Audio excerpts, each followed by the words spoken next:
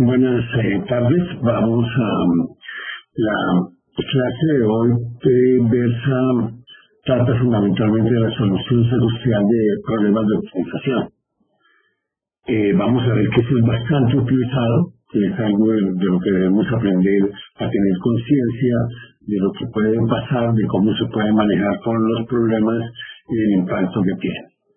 Entonces digamos que estamos metidos en un problema en el cual pues yo voy a hacer un grupo en alguna forma, voy a hacer un grupo en el cual voy a estar pasando y resolviendo muchas veces un problema y vamos a categorizar ese problema por pertenecer a una familia. Una familia de problemas básicamente es que van a pertenecer a la misma dimensión y corresponden a versiones donde los parámetros del modelo cambian, pero no cambia la dimensión del modelo. O sea, todas son corridas sobre el mismo sistema, sobre la misma sistema de secretaría, sobre el sistema de generación, que es siempre el mismo y eso nos va a configurar una familia de problemas. Podríamos estar viendo entonces aplicaciones de este caso, pues por ejemplo es algo que se llama DA, Data Environment Analysis, que es análisis de eficiencia de unidades productivas, en el cual si yo tengo un banco que tiene 100 filiales y quiere determinar cuál es la eficiencia de esas filiales, que tienen cada una características muy diferentes, y la forma de resolver este problema y de poder hacer el estudio básicamente de productividad de esas unidades productivas, es resolver tantos problemas como unidades productivas tenga, o sea que tendría que ser para el caso de que entiendes a resolver el problema, va a ser el mismo problema, cambiando los datos, en cada vuelta va a dar un caso de la unidad productiva que estamos tratando, pero pertenecen a la misma familia. Entonces yo podría, esa es la característica fundamental. Podríamos tener otro caso, que es el caso de tecnologías de gran escala. En general, por ejemplo, acá tenemos la de Vendex, pero aplica también para la radiación lagrangiana y para cualquier tecnología de gran escala, que normalmente lo que hace es dividir un problema en varios problemas, partirlo y descomponerlo, como cuando se van analizando las partes de partición y descomposición de problemas, donde en este caso al menos se me quedan dos familias de problemas. El problema coordinador, que tiene una estructura, que pertenece a una familia, tiene ciertas características, y los subproblemas, que tienen también una estructura y pertenecen a una familia de problemas. Entonces ya vemos que, por ejemplo, podemos tener ciclos donde tenemos dos familias de problemas en las cuales tenemos que pasar repetidas veces hasta que consigamos, en el caso de Vendex, pues la convergencia. Es más o menos el ciclo que tocaría hacer. Entonces, vamos a aprender a analizar cómo se resuelve esto de una manera eficaz, fundamentalmente. Entonces, como decía, pues, ¿qué casos de aplicación tenemos? Diríamos que la selección secuencial de familias de problemas, como el DEA, básicamente es la construcción de curvas Pareto, es otro caso, y la construcción de envolventes convexas, para representar partes en modelos matemáticos también puede implicar que la construcción de un envolvente convexa, un convex hull de soluciones óptimas, implica hallar la solución óptima para una buena cantidad de problemas, para a partir de ahí tener, por ejemplo, una malla de problemas, de puntos con los cuales los voy a llevar y los voy a representar en el modelo matemático. Y también para las tecnologías de gran escala. Entonces, para mirar esto, pues vamos a tomar como referencia el análisis fundamentalmente de programación lineal, y es porque en el fondo también muchos de los problemas que se resuelven en la vida, pues los estamos resolviendo con programación lineal. Cuando vemos un problema de programación entera, al hablar de un problema de programación entera, se resuelve con branch and bound, y en branch and bound lo que implica resolver muchos problemas de programación lineal. Entonces, es importante conocer cómo funciona esto. Entonces, vamos a hablar de simplex, el método simplex, porque también es el método que está más orientado para poder trabajar con rearranque de problemas, básicamente por estar trabajando sobre soluciones básicas, que las vamos a aclarar claramente a continuación. Entonces, cuando entramos a ver el caso de programación lineal, pues tenemos que el problema primario y el problema dual son dos problemas que están en dos espacios diferentes, pero que cuando yo consigo uno de ellos, el óptimo de uno de ellos, yo automáticamente puedo entrar a resolver el otro problema a través de una transformación. Entonces miremos qué es lo que pasa si utilizamos el modelo primal simplex. Pues yo voy a recorrer puntos extremos de este poliedro. Estos puntos extremos pues se caracterizan por ser soluciones básicas. Cualquier punto interior ya no es una solución básica, ¿cierto? Entonces una solución básica es la que está en un punto extremo. Y vamos a asumir entonces de que la solución de este problema pues será siempre, por eso estamos utilizando el método simple, nos va a dar un punto extremo, o sea que nos va a dar una solución básica, y yo podría averiguar en cualquier momento el valor de las variables duales a través de esta transformación que es CSV, que es el costo de las variables básicas por la inversa de la base, la inversa a los vectores asociados a las variables básicas. Y esto es pues, básicamente el método simple, en términos muy generales. Cuando estamos mirando qué está pasando, cuando yo resuelvo el método simple, qué pasa en la zona de factibilidad dual, pues lo que fundamentalmente ocurre en la zona de factibilidad dual es que los puntos imagen que yo tengo pues no están dentro de la zona de factibilidad, están fuera de la zona de factibilidad. Y el primer punto, cuando yo llego al óptimo, entonces voy a conseguir un punto, una solución factible, óptima para el dual, y también que es una solución básica del dual. Porque el dual también tiene, acordémonos que el dual es un problema de programación lineal, y que por lo tanto lo que se cumple acá, se cumple acá, sino que son dos problemas que trabajan en dos espacios diferentes, este en el de las variables duales y este en el de las variables primales, y con toda la teoría de la dualidad y analizando pues con esta regla de conversión que las variables duales definidas como C sub B por B a la menos 1, pues yo puedo encontrar en cualquier momento una imagen, y lo que me va a cumplir cuando la analizo es que todos los puntos que yo estoy recorriendo, las imágenes de lo que estoy obteniendo, pues están fuera de la zona de factibilidad dual. Tenemos dos zonas de factibilidad, la primal y la dual. ¿Sí? El dual simple, cuando yo utilizo dentro del dual simple, el algoritmo dual simple, lo que yo me estoy moviendo es sobre la zona de factibilidad dual, como un punto extremo de la zona de factibilidad dual, y a partir de ahí me voy moviendo hasta que llego al óptimo. En el momento que llego al óptimo, pues utilizando esto lo puedo revertir, y entonces estoy encontrando también la solución del primal. Entonces tenemos que, cuando vemos todo esto, tenemos dos algoritmos básicos, el primal simplex y el dual simplex. El primal simplex que arranca y trabaja con una solución factible buscando la optimalidad, y el dual simplex que arranca en una solución infactible buscando en una solución infactible, pero cumpliendo que las reglas de optimalidad, las condiciones de optimalidad que se reflejan fundamentalmente en que es factible a la solución dual, ¿sí? Y lo que está tratando es de buscar la factibilidad en las X. Esos son los dos grandes algoritmos básicos. Hay un tercer algoritmo, que es el primal dual del ente, que pues tiene otras reglas de movimiento. Pero ahora nosotros todo este análisis lo vamos a hacer utilizando y racionalizando el uso de estos dos algoritmos. Entonces ya sabemos cómo se mueven, ¿sí? Lo que yo estoy haciendo, entonces básicamente es lo que vamos a utilizar a futuro, cómo se mueven estos algoritmos. ¿Qué nos preocupa? Vamos a definir entonces por ahora un modelo de programación lineal que va a tener esta estructura. Esta es la estructura convencional de un modelo de programación lineal, que yo lo parametrizo en que en el vector de costos, la matriz de relaciones funcionales, el vector de recursos y el vector de cuotas. Y es un problema que cumple con esta estructura, con minimizar o maximizar. En este caso vamos a considerar minimizar z igual a la función objetivo z transpuesta a x, dadas las restricciones a x menor o igual que b. Yo podría tener otras restricciones adicionales, en este caso se va a analizar por facilidad, y las restricciones de cotas.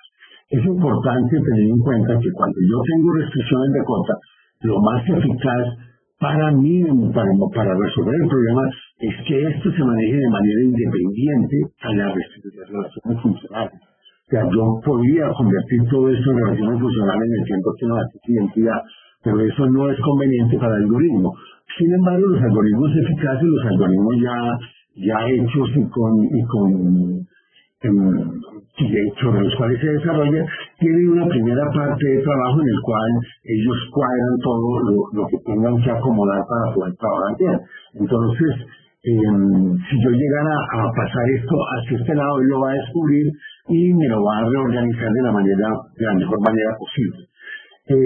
Por otro lado, si llegara a tener cotas inferiores en diferentes de cero, entonces lo que hace normalmente, eso es muy fácil de corregir, de cumplir, alguna redefinición de variables con respecto a la cuota, de tal forma de que ahora yo a todas las variables le estoy quitando la L y arranco que la nueva variable transformada pues arranca en L fundamentalmente. Y entonces con ese cambio de variable puedo resolver el problema y después volver a hacer el cambio de variable para entregar los resultados al usuario final. Entonces, nosotros vamos a sintetizar este comportamiento en dos algoritmos, el primal simple revisado acotado y el dual simple revisado acotado. No vamos a entrar a aclarar, pues ya sabemos primal simples y dual simples que son.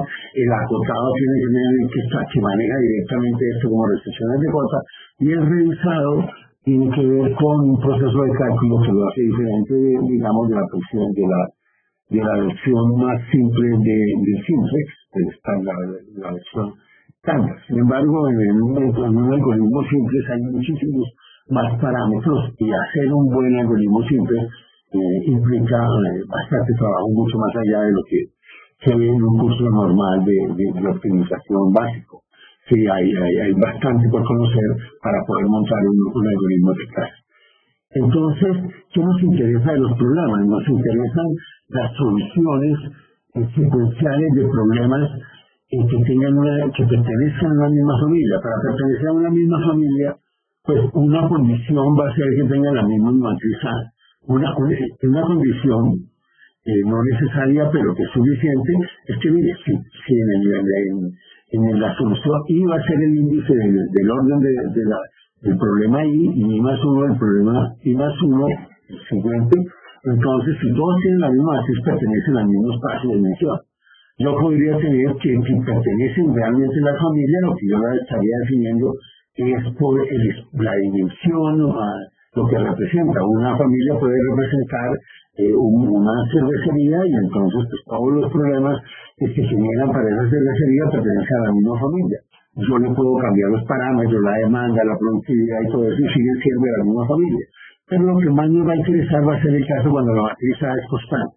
Cuando la matriz A no es constante, entonces estamos en un problema que no vale la pena, o que por lo menos ahora no lo vamos a analizar como lo eficaz. Por lo tanto, cuando las matrices son diferentes, pues no aplica esto. Básicamente, ¿qué es lo que queremos hacer en esa solución de problemas secuenciales cuando cumplen con pertenecer a una familia? Entonces, ahora tengo parámetros que, con excepción de la matriz A, los parámetros que definen el problema, pues todos pertenecen al problema I que yo voy a resolver, ¿sí? En cualquiera de los casos que mencionaba previamente. Lo que yo voy a tratar de hacer es que, como estoy resolviendo una cantidad de problemas, pues yo tengo una alternativa siempre, que es volver a arrancar de cero. Y entonces el algoritmo arranca desde cero y hace todo desde cero.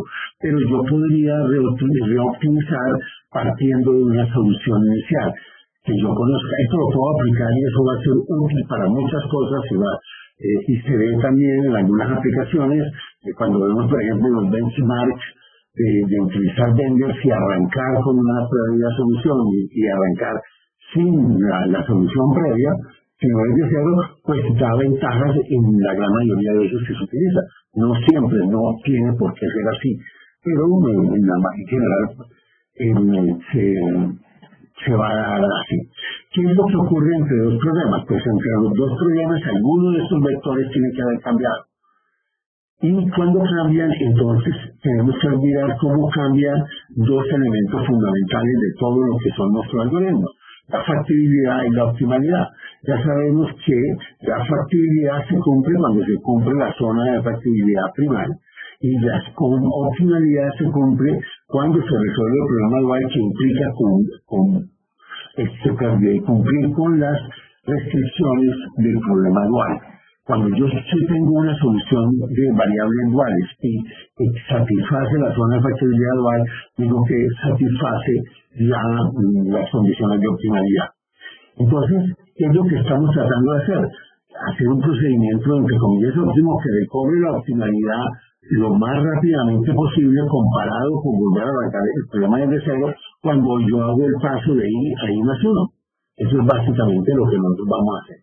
Porque nosotros nos vamos a pensar, estamos en el paso I, tengo una imagen dual, tengo una imagen primaria y una imagen dual, y ahora voy a moverme y tengo que ver si me estoy moviendo. Este es el primal siempre se mueve sobre la zona de factibilidad primal, y el dual siempre sobre la zona de factibilidad dual.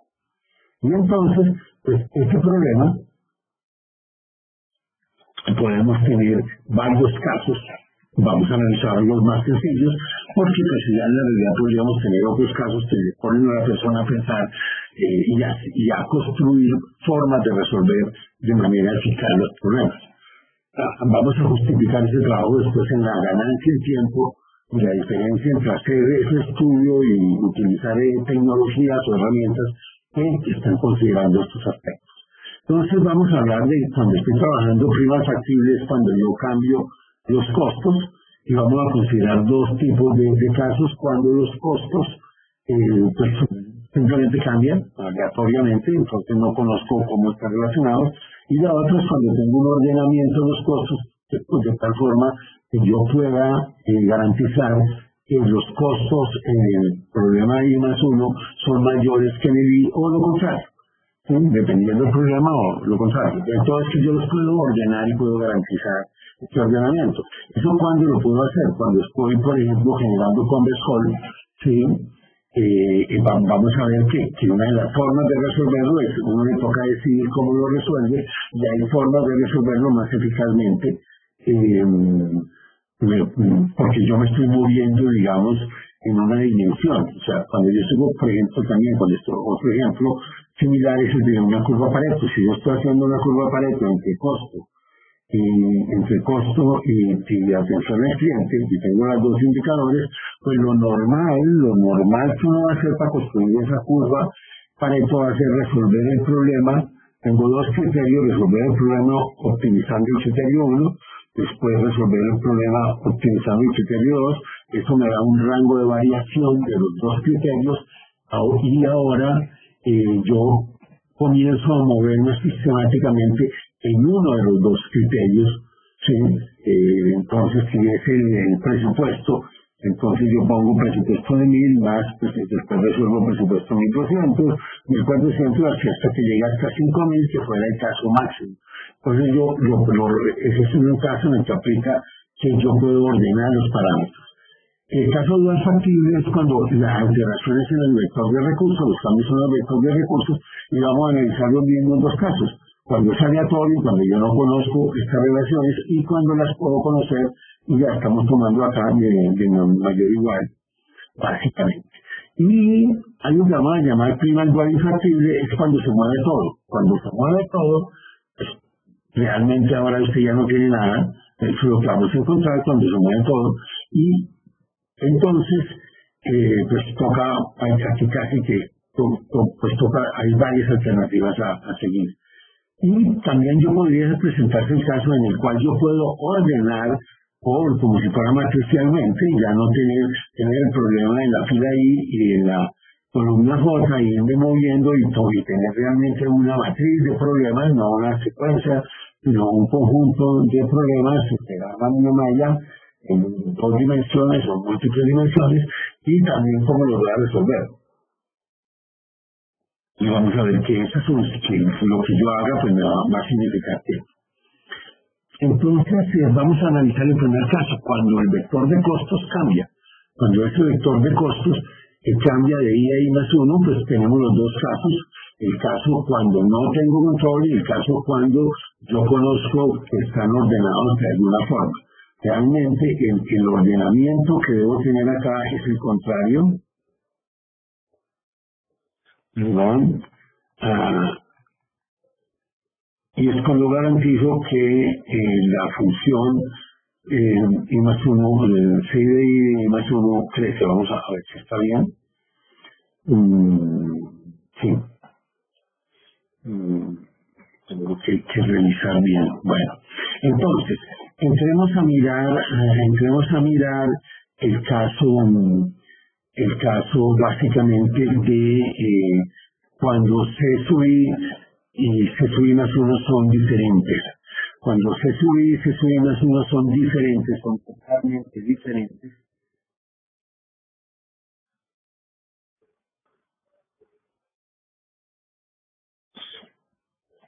Ok, vamos a